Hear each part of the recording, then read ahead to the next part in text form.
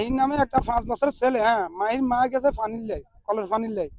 তখন মাহি পিছন দিয়ে পড়ি, উনি ইয়া হয়েছে, জোয়ারে পানিতে পড়ি মারা গেছে, বুঝছেন না। এখন আমরা উদ্ধার করছি ওই ছেলের। আমি একটা ছেলে 5 বছর হয়েছে, মাহিন মা গেছে পানিলে 1 কিলো সামনে, ছেলে পিছনে দিয়ে জান দিয়েছে জোয়ারে পানির লোকে খালি ভিতরে ভরে ডুবে গেছে। এখন আমরা প্রতিবেশী সবাই টোকাইতে টোকাইতে টোকাইতে 1টা বাজে নামছি, 1টা বাজে নামছি আমরা। এই যে তো আমরা 3টা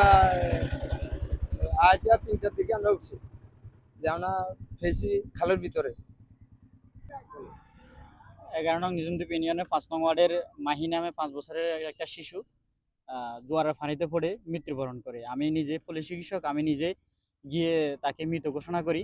আসলে এখন পর্যন্ত আমাদের নিজামদ্বীপ প্রশাসন এখনো তাদের পাশে দাঁড়ায় নাই, তাদের কোনো তৎপরতা নাই, তাদের মানুষের প্রতি কোনো খেয়াল নাই। আসলে এই পর্যন্ত 2টা ঘটনা ঘটছে, তাদের এই বিষয় নিয়ে কোনো তৎপরতা দেখতেছি না আমরা। নগদ নিয়ে এলো হার না মানা হার অফার।